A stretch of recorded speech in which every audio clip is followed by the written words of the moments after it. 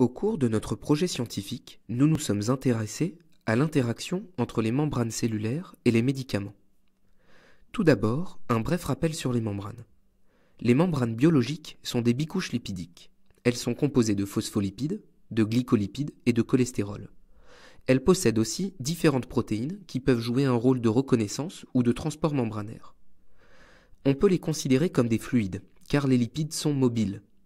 Mais avant de passer aux expériences, abordons rapidement un dernier point essentiel. Quel est le devenir de la molécule active du médicament après son administration dans l'organisme? C'est la pharmacocinétique qui répond à cette question. Voici une courbe qui présente la concentration en principe actif dans le sang en fonction du temps. La concentration sanguine maximale à laquelle peut se trouver le principe actif au cours de son parcours dans notre organisme doit être comparée à la concentration à partir de laquelle les effets secondaires sont observés. Pour des posologies importantes, l'ibuprofène est connu pour ses effets toxiques au niveau des parois intestinales. Ils sont malheureusement dus à son action pharmacologique. L'objectif de nos expériences est d'étudier l'effet de l'ibuprofène sur les propriétés thermodynamiques des membranes cellulaires afin de déceler une éventuelle toxicité d'origine physico-chimique en plus de sa toxicité biologique. Les phospholipides, qui composent les membranes cellulaires, sont des molécules amphiphiles. Elles sont composées d'une tête hydrophile polaire et d'une queue hydrophobe apolaire. Pour former les membranes, ils s'organisent en bicouches, les têtes vers l'extérieur et la queue vers l'intérieur. Pour imiter les membranes, nous avons travaillé avec des monocouches de Langmuir.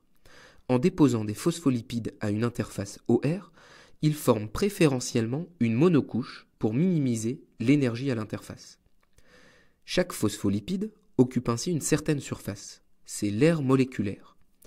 En diminuant l'aire moléculaire, la pression de surface augmente. Nous disposions d'un appareil thermostaté comportant une cuve de taille connue et capable de mesurer la pression de surface du film à l'aide d'un capteur de Willemy en fonction de l'aire moléculaire déterminée à partir des positions des barres mobiles au cours d'une compression du film à température constante. Voici une isotherme typique d'un film de phospholipides. Au cours d'une compression, il passe par différents états: gazeux, liquide expansé, liquide condensé et solide, avant le collapse. Nous avons d'abord observé que plus on ajoute d'ibuprofène, plus l'expansion de l'isotherme est marquée.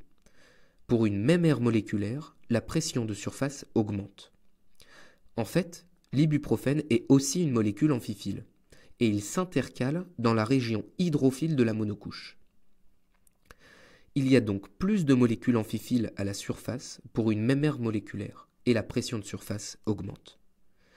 Nous avons ensuite observé l'effet du cholestérol, et cette fois-ci, plus on en ajoute, plus on observe une compression de l'isotherme. Pour une même aire moléculaire, la pression de surface diminue, et on est directement en phase liquide condensée. Le cholestérol joue en fait un rôle structural dans la membrane, il la rigidifie. Il s'insère dans la région hydrophobe et il interagit avec les queues hydrophobes des phospholipides. Les têtes polaires sont plus espacées, des microdomaines se forment et la phase solide est atteinte sans passer par toutes les transitions de phase intermédiaires. Si on ajoute maintenant de l'ibuprofène à une monocouche composée de phospholipides et de cholestérol, eh bien on observe toujours le même effet de l'ibuprofène, mais il faut pour cela ajouter des concentrations plus importantes pour que cet effet se fasse ressentir. En effet, il faut plus de molécules d'ibuprofène pour contrer l'effet de rigidification du cholestérol. Grâce à cette vidéo, nous avons pu vous présenter quel était l'intérêt de notre recherche et quels étaient nos principaux résultats.